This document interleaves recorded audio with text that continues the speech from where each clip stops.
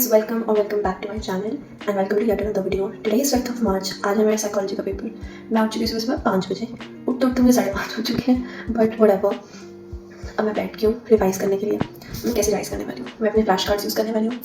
मैं बुक में जो मैंने अंडरलाइन कर रखा है उससे गो थ्रू करने वाली हूँ. And that's it. That's all I am going to do. So लग जाते हैं काम पे and I will get ready and leave the centre. I feel confident. Hopefully ज़्यादा आपके की पेपर ना पड़े.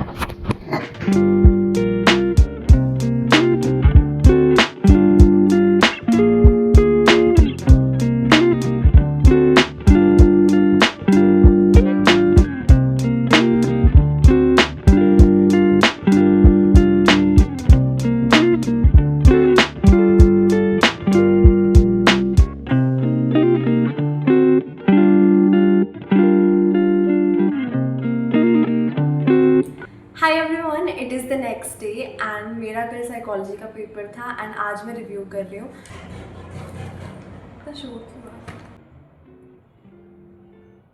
तो पेपर को अगर मैं 3 वर्ड्स में डिस्क्राइब करूँ तो आई विल से वियर्ड, वेग एंड डूएबल. अब मैं थोड़ा डिटेल में बताती हूँ कि ये पेपर देख के मेरे को कैसा लगा.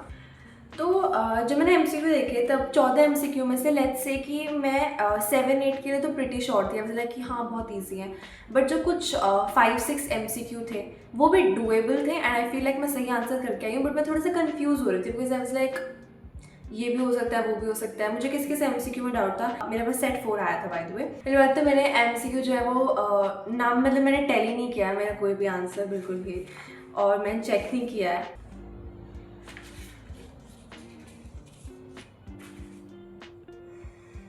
आई थिंक मैंने जस्ट गलती से अपना एक आंसर देख लिया जो कि मैंने रॉन्ग कर दिया है. आई डोंट नो, मतलब बहुत सारे क्वेश्चंस ना वियर्ड से आए हुए थे एंड मेरा जो थॉट था कि आई विल गेट लाइक 70 वो थोड़ा सा थॉट डगमगा गया है. मैं चेक नहीं करने वाली हूँ बिकॉज मेरे को बहुत बुरा लगेगा अगर मैंने चेक किया. मैं I will not like it. But हाँ मेरे को थोड़े से ना वेग लगे MCQ एंड थोड़े से ऑफ टॉपिक लगे कि मतलब मैं जिन टॉपिक्स को सोच रही थी कि ये टॉपिक इतने इंपॉर्टेंट नहीं है क्योंकि जिस हिसाब से हमारे सैम्पल पेपर किया था जिस हिसाब से मैंने, और जिस हिसाब से मेरा प्री बोर्ड भी आया था और जिस हिसाब से मैं पेपर देती थी और जिस हिसाब से मैम हमें करवाते थे उस हिसाब से मुझे लगा कि जो कंसेप्ट मैंने बिल्कुल भी नहीं पढ़े थे वो वाले कंसेप्ट थोड़े ज़्यादा दिए हुए थे. But it's fine. मैं चेक नहीं करने वाली हूँ बिकॉज आई फील बैड. तो हाँ MCQ में तो था मुझे डाउट एंड मुझे लगता है MCQ में तो मेरे 2-3 गलत हो सकते हैं. कमिंग टू क्वेश्चंस, मुझे एक क्वेश्चन जो घटिया लगा वो सबसे पहले एक क्वेश्चन था कि identify 2 differences between psychometric and information processing theories of intelligence, जो कि मुझे बहुत वेग लगा बिकॉज बुक में इसका इतना सा पैराग्राफ दिया हुआ है जिसके अंदर एक डिफरेंस दिया होगा, 2 डिफरेंस तो कतई नहीं. And again I thought it's not important. फिर इसके बाद IQ निकालने का क्वेश्चन ठीक था, कुछ ठीक ठाक क्वेश्चंस पूछे हुए थे. केस बेस्ड बहुत सारे क्वेश्चंस थे, ये सब मैंने कर दिए. It's fine. ये सब भी मैंने कर दिया था, मतलब मैंने मोस्टली इधर तक तो क्वेश्चंस कर दिए थे. देन केम द क्वेश्चन जिसके अंदर उन्होंने हमें 4 सिचुएशंस दी हुई थी और 4 साइकोलॉजिकल कॉन्सेप्ट पूछे थे. ये लास्ट चैप्टर में से था, ग्रुप वाले चैप्टर में से. आई हैव जस्ट चेक्ड कि 4 साइकोलॉजिकल कॉन्सेप्ट्स है ही नहीं, सिर्फ 2 कॉन्सेप्ट्स बताए हैं. एक तो सोशल लॉफिंग और एक ग्रुप पोलराइजेशन वाला.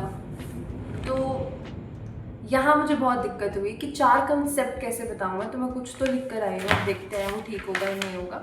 बाकी case study was good, most of the questions were good. तो बस 2-3 क्वेश्चन में मुझे दिक्कत आई एंड MCQ में बहुत ज़्यादा दिक्कत आई मुझे. So overall what I am expecting is 70 का पेपर था तो I am expecting like a 65 तक ही आ जानी चाहिए I guess. But 65 is not that bad. I don't know.